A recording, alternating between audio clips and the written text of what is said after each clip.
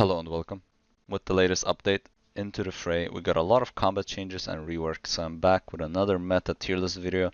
Now, unfortunately, we literally had patch 1 come out right as I was going to release this video, so Demon Fang and Fire get a slight nerf obviously, but I can't keep delaying the video because of a hotfix every few days, so I'll release the video as is and just edit the tier list once the meta settles again. So let's just quickly go through the major changes in this patch. The first big thing to mention is obviously the magic staff overhaul.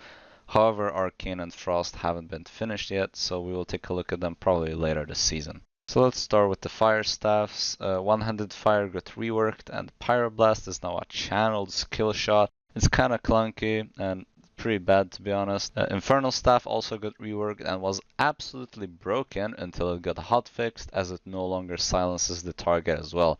Now it's not as oppressive but still pretty playable. Great Fire got a buff as well.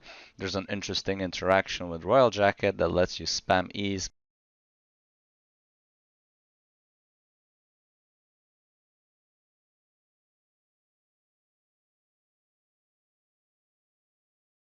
Yeah, Great Fire now has a high DPS output and it shines very well in small scale PvP.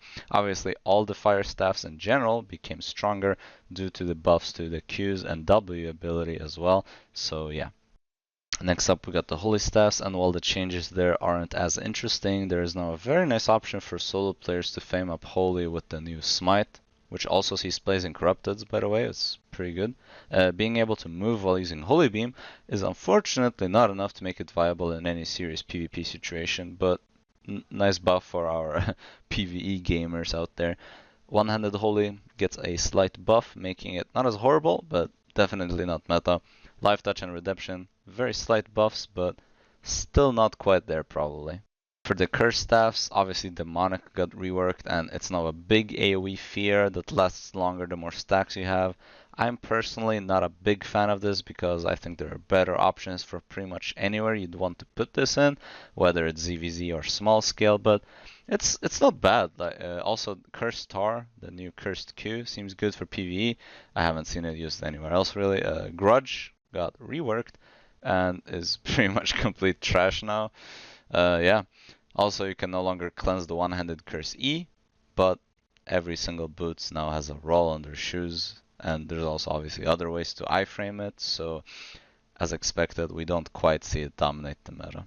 Nature staffs get a reworked thorns and a new bramble seed ability on the W. The DPS on these is actually kind of nuts, but obviously this change is intended so that you can fame this up as a solo player, which is nice that players have more options, obviously, to fame things up outside of group content.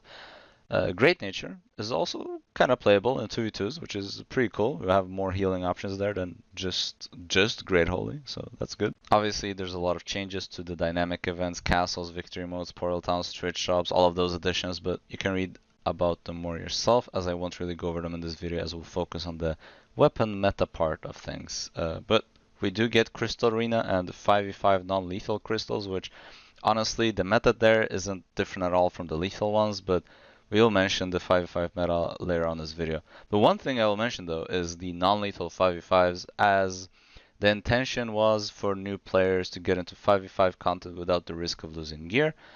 But then SBI made it so there's a soft cap, so everyone is playing A3 gear to IP crutch, which doesn't really make sense because new players won't be able to get A3 sets just for like non-lethals. I don't know, not the smartest move in my opinion. 20v20 changes are nice, except that they fucked up the timers, so you can only do them like 4 times per week. Yeah, I don't know why, but oh well. Party UI changes are actually relevant because you can finally hide the UI or automatically filter by role, which does matter in ZVZ, for example. Custom match is a very nice addition. I just wish you could set a custom timer or point start so you don't have to spend multiple minutes to cap to force the game to end. Or add an option so you could just leave the custom match. That would also be good. The journey back is a nice change. I think they implemented it well enough where it doesn't break the economy. Gankers now just focus on black market transporters instead, pretty much. Demolition Hammer change makes attacking castles easier now, as the attacking tanks can now have weapons equipped. Nice change there as well. Let's continue with the combat balance changes now. Nice quality of life change to Mistpiercer, unfortunately doesn't make it more viable really in the ZVZ meta where it's all about one-shotting. Mistpiercer remains as one of the weakest weapons in the game. Next up we have Demon Fang. I don't think I need to say just how busted it is right now. Just like they buffed Spike last time with plus 50% damage, this time they buffed Demon Fang with plus 40% damage, and well,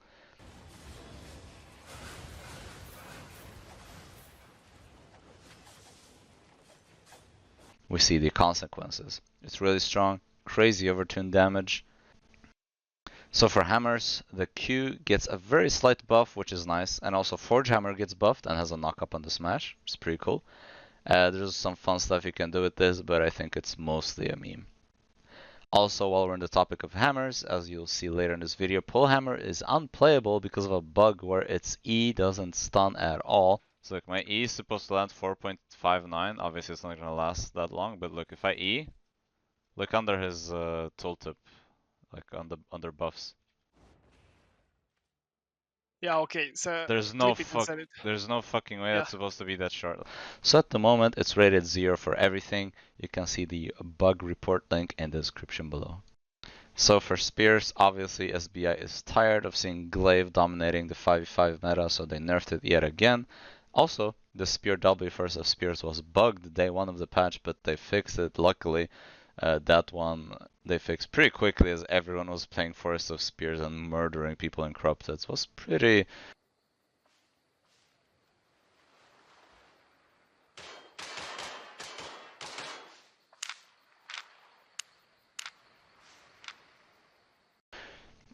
not fun, it's just like the old Energy Shaper bug pretty much. Glaive finally drops down and is no longer played, but that might be mostly due to how broken Demon Fang is right now. Time will tell what melee DPS option comes out on top afterwards. Dual Swords no longer consumes heroic charges and still doesn't see play at all, unfortunately. Spiked Gauntlet no longer stacks, which makes ZVZ more safe for tanks. Finally, they don't have to wear gathering gear anymore. Raven Strike, also slight damage nerf, but should still be good enough to run, at least one of, but as the good old saying goes, if something gets nerfed, just play the same thing, but one tier higher. Also, Fists of Avalon now work as they were supposed to. They actually purge before applying the damage. So that's all the relevant stuff I think we've covered. Let's take a look at the Hellgate tier lists.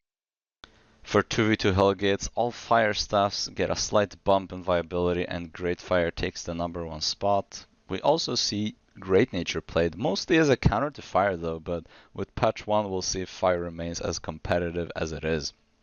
Similar to last time, we have the Holy and the DPS at the top, then some one-shot comps and off-meta healer and DPS comps, and then everything else is bad, pretty much.